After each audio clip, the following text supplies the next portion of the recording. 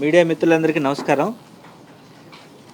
ఏదైతే తెలుగుదేశం పార్టీ అదే పనిగా పెట్టుకొని తిరుమల తిరుపతి దేవస్థానాన్ని రాజకీయ రణక్షేత్రం చేస్తూ ఉందో, వాస్తవంగా వీళ్ళు చెప్పేటువంటి ఈ బోలేబాబా డైరీ కానీ, ఈ ప్రీమియర్ డైరీ కానీ తెలుగుదేశం పార్టీ అధికారంలో ఉన్నప్పటి నుంచే గీ సప్లై చేస్తూ ఉన్నాయి.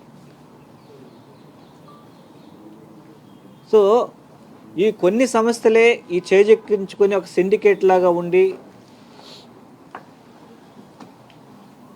ఈ డిమాండ్ని పెంచడము, లేదంటే రేట్లు పెంచుకోవడము చేస్తూ కాస్త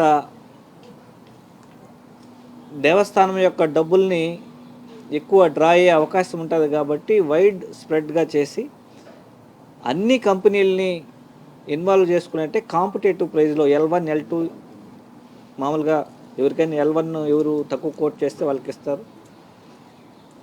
దానిలో భాగంగానే ఒక పద్ధతి ప్రకారమే, ప్రొసీజరల్ ప్రకారమే జరిగింది. ఎక్కడ కూడా ప్రొసీజరల్ ల్యాబ్స్ ఏమి జరగలేదు.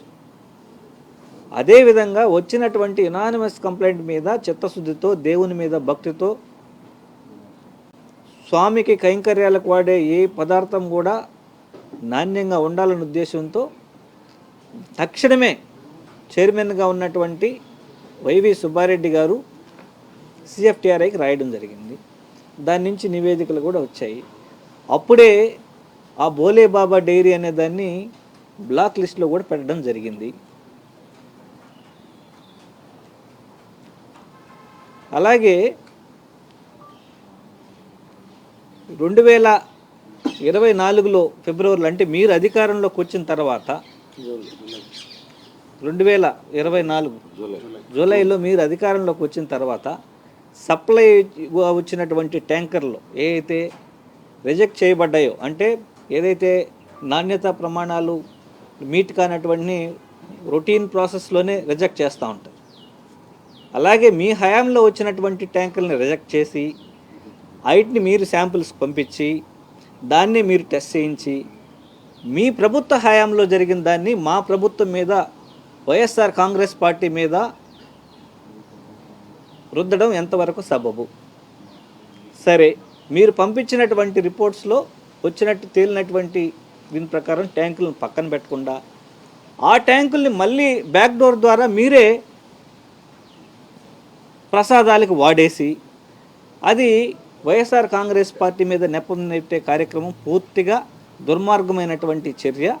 కేవలం వైఎస్ఆర్ కాంగ్రెస్ పార్టీని కార్నర్ చేయాలని, ఎందుకంటే ప్రజల్లో విపరీతంగా మన్నన పొందినటువంటి వైఎస్ఆర్ కాంగ్రెస్ పార్టీని మీరు ఇచ్చినటువంటి హామీలు నెరవేర్చలేకపోయారు కాబట్టి ఏదో ఒక డైవర్షన్ పాలిటిక్స్కి ఏదో ఒక పాయింట్ కావాలి కాబట్టి మీరు వాంటెడ్గా చేయని తప్పుని చేసినట్టుగా నిరూపించడానికి ప్రయత్నం చేసే కుట్రలో భాగంగానే ఇదంతా చేస్తున్నారు.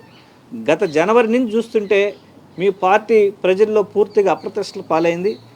దాన్ని డైవర్ట్ చేసుకోవడం కోసమే ఈరోజు ప్రత్యేకంగా కేబినెట్ సమావేశం ఏర్పాటు చేసుకొని, ఎందుకంటే CBI చెంపదెబ్బ కొట్టినట్టు దాంట్లో జంతు కొవ్వు లేదు, పిస్టాల్ లేదు, ఇట్లాంటివి ఏదైతే పంది కొవ్వులు లేవు అని ఏదైతే CBI తన ఛార్జ్షీట్లో పేర్కొనిందో దాన్ని జీర్ణించుకోలేక ఎలాగైనా వైఎస్ఆర్ కాంగ్రెస్ పార్టీకి అంటగట్టాలని మీరు చేసే కుట్రలో భాగంగానే అసలు వెంకటేశ్వర స్వామి అని అంటే అత్యంత భక్తి శ్రద్ధలతో వైవి సుబ్బారెడ్డి సార్ కానీ, మేడం కానివ్వండి, ఇప్పుడు కనీసం వాళ్ళే డొనేట్ చేసి వాళ్ళే గెస్ట్ హౌస్లు కట్టడం కానీ, రకరకాలైన గుళ్ళు కట్టడం కానివ్వండి, అలాగే 2000 గుళ్ళు పైన మా హయాంలో కట్టడం జరిగింది. రకరకాల రాష్ట్రాల్లో కట్టడం, జమ్మూ అండ్ కాశ్మీర్ కానివ్వండి, వైజాగ్ కానివ్వండి, అలాగే ఇతర రాష్ట్రాల్లో కూడా గుళ్ళన్నీ బాధ్యతాయుతంగా కట్టడం జరిగింది.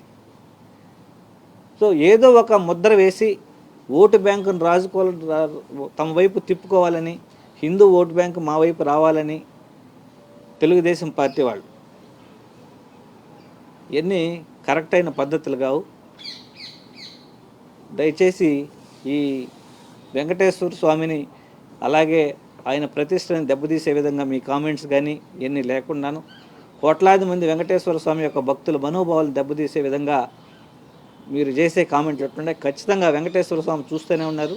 ఖచ్చితంగా మీ తెలుగుదేశం పార్టీకి తగిన బుద్ధి అయితే ఆయనే చెబుతాడని విశ్వసిస్తా ఉన్నాం. థ్యాంక్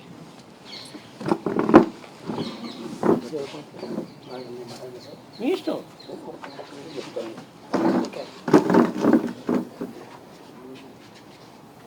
సెకండ్ సార్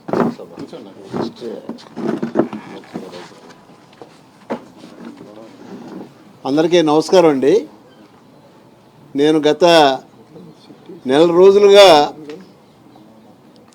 జంతు కొవ్వు ప్రసాదంలో కలిపారని చెప్పి చంద్రబాబు నాయుడు గారే స్వయంగా ఆరోపణలు చేయటం వెనక ఒక పెద్ద కుట్ర ఉంది. ఏంటంటే కుట్ర ఆయన వారు అనుకునేటువంటి కుట్ర ఏంటంటే ఇది మనకు మంచి ఇది ఆయుధం, వైఎస్ఆర్ పార్టీని ఏదో రకంగా మనం ఇబ్బందులు పెట్టి భూస్థాపితం చేస్తే ప్రజలందరూ కూడా మనల్ని చాలా మెచ్చుకుంటారు అని అనుకున్నాడు. కానీ ఆయనే ఈ రోజున అనుకోకుండా బోల్తా పడిపోతున్నాడు. బోల్తా ఎలా అంటే ఒకసారి స్వయంగా సుప్రీంకోర్టు ఏర్పాటు చేసినటువంటి సిబిఐ తరపున సిట్టే జంతు కొవ్వు లేదని చెప్పిన తర్వాత అసలు ఎవరైనా దాని మీద మాట్లాడటానికి ఏ రకమైనటువంటి నిజంగా అసలు వాళ్ళ నోరు కూడా రాదు. అలాంటిది ఈరోజు కూడా కూటమిలో ఉన్నటువంటి నాయకులు అందరూ కూడా ఈ జంతు కొవ్వు ఉందని చెప్పి ఇప్పుడు కూడా వాళ్ళు బొంకుతున్నారంటే వాళ్ళు అనుకుంటున్నారు హిందువుల మనోభావాలే కాదు, నిజంగా అల్టిమేట్గా టీడీపీ కూటమి అంతా కూడా ఈ రోజున భూస్థాపితం అయ్యేటువంటి అంశం ఇది మామూలు అంశం కాదు. రాష్ట్రంలో ఉన్నటువంటి 5 కోట్ల మంది ప్రజల మనోభావాల్ని దెబ్బతీయటమే కాకుండా ఇంకా భారతదేశంలో ఉన్నటువంటి హిందువుల యొక్క మనోభావాలు కూడా వీళ్ళు దెబ్బతీస్తున్నారు. నేను ముఖ్యంగా ఒక్క విషయం చెప్పదలుచుకున్నాను. ఇక మీదట మీరు ఒకసారి కన్ఫర్మ్ చేసుకున్న తర్వాత ఇప్పటికైనా మా నాయకులు పెద్దలు మా సుబ్బారెడ్డి గారు సత్యశోధన పరీక్షలకు కూడా నేను రెడీ అని చెప్పిన తర్వాత మీరు దమ్ముంటే మీరు సత్యశోధన పరీక్షలు చేయండి. అదేంటో మీరు తేల్చండి. అది అటు తేల్చరు, ఒక ప్రక్క హిందువుల మనోభావాలు కాపాడరు. అల్టిమేట్గా మీ ఉద్దేశం ఏంటి? మీ ఉద్దేశం కేవలం దీన్ని రాజకీయంగా ఉపయోగించుకుని అనుకుని మా పార్టీని ఇబ్బంది పెడతారంటే అదే విషయంలో మీరే ఎన్నోసార్లు ఆల్రెడీ బోల్తా పడుకుంటూ వస్తున్నారు. ఇప్పుడు మళ్ళీ ఖచ్చితంగా మీరు బోల్తా పడతారు. ఈ దెబ్బతో మరి నిజంగా